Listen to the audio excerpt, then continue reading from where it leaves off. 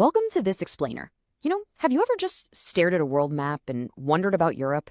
It's this incredibly dense, almost mosaic-like cluster of nations, just packed really tight with distinct cultures, languages, and governments.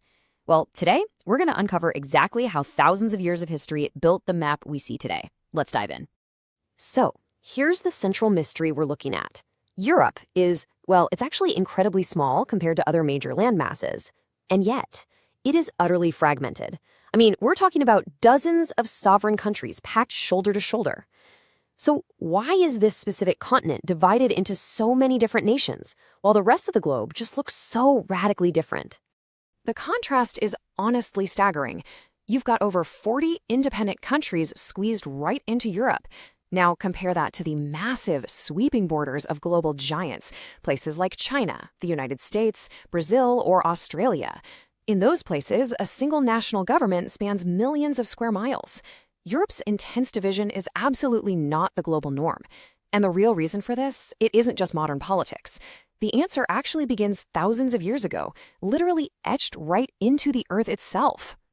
Part 1. The geographic puzzle. You see, Europe is naturally fractured by these massive mountain ranges. Think about the Alps, the Pyrenees, the Carpathians, and the Balkans. And then you add to that this incredibly intricate network of extensive rivers, deep coastlines, and jagged peninsulas. Look, if you were an ancient conquering army, these were formidable barriers that absolutely stopped you right in your tracks. Over centuries, these natural walls physically isolated populations, which allowed distinct cultures and languages to develop entirely on their own. So geography was separating people long before official borders ever existed. Moving on to part 2, kingdoms and collapsing empires. Let's rewind a bit. Back in the 1st century, the Roman Empire actually represented peak unity for a massive chunk of the continent. But as we know, after its collapse in the 5th century, the map pretty much shattered. By the time we hit the 9th century, feudal Europe had risen, and that broke the continent down into thousands of tiny duchies, principalities, and these fiercely independent city-states. Even when there were attempts to reunify, like the Holy Roman Empire in the 10th century, things remained highly decentralized. Essentially, intense political fragmentation just became Europe's baseline normal.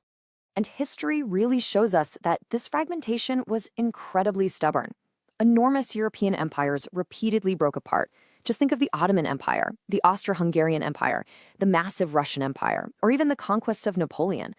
All these powers tried to sweep across the continent and impose a single rule, but they simply couldn't sustain permanent control. The landscape was just way too geographically divided, and the populations trapped within those borders, they were way too culturally and linguistically diverse to be held together forever. It just wasn't going to happen. Which brings us to part 3, nationalism changes everything. Following major events like the French Revolution, this totally new, powerful idea swept across the continent like wildfire: nationalism. Essentially, this is the belief that a group of people who share a common identity, culture, or language, well, they deserve to have their very own independent nation-state. It was a real game changer. Suddenly, borders were no longer being dictated just by where an emperor's army stopped marching. Instead, they were being drawn by the language people spoke and the cultural identity they held dear. People increasingly wanted their own nation-states, and this overwhelming desire proved to be far stronger than the grip of any empire. I mean, it drove massive historical shifts. We're talking about the intense independence movements of the 19th century. It became the ultimate driving force behind both German and Italian unification. Ultimately, nationalism really solidified the idea that Europe shouldn't just be a few massive empires, but rather this collection of smaller, culturally distinct borders. And that leads right into part 4, wars redraw the map. Now, the 20th century, that was really the crucible that forged the modern borders we know today. In the aftermath of World War I, the Treaty of Versailles completely dismantled the old Austro-Hungarian and Ottoman empires. That gave birth to brand new nations, places like Czechoslovakia and the Baltic states. But then, of course, World War II brutally contested those borders all over again. Following that, the Cold War drops an iron curtain right across the continent, dividing Europe into democratic and Soviet spheres. And finally, as we get into the late 20th century, the violent breakup of Yugoslavia and the collapse of the Soviet Union created this massive new wave of independent states. So, step by step, treaties and conflicts really finalized this fragmentation. Let's look at where we are now in part 5, the modern European balance. Over 40, That is basically the punchline to our whole historical narrative here. Today, Europe is home to more than 40 distinct sovereign states. After centuries of empires rising and falling, after natural barriers keeping people apart for generations, and after devastating world wars, Europe still remains this deeply fractured, highly diverse mosaic of independent countries. But honestly, here is the modern paradox. We've got 44 European sovereign states, right? Which obviously represents some intense political division. But then you have to consider the integration. 27 of those states are European Union members, cooperating on trade, the economy, and laws, and 29 of them are members of the Schengen area, which allows for open, practically frictionless travel across borders. So the continent is fiercely divided politically into sovereign nations, yet simultaneously, it is more economically and physically integrated than at any other point in its entire history.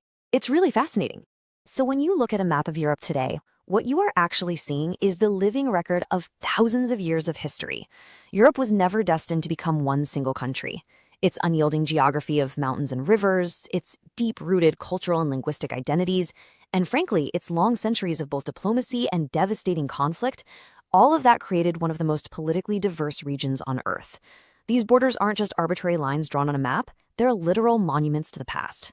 Which kind of leaves us with this final thought. Today, European nations cooperate more closely than ever before, and yet each one still fiercely maintains its own sovereignty. So you have to wonder, is this delicate balance Europe's greatest achievement, or is it really just the latest chapter in an ever-evolving story? Let that sink in. Thank you so much for joining me for this explainer, and we'll see you next time. Thanks for watching World Decoded. Make sure to like and share, subscribe, and stay curious.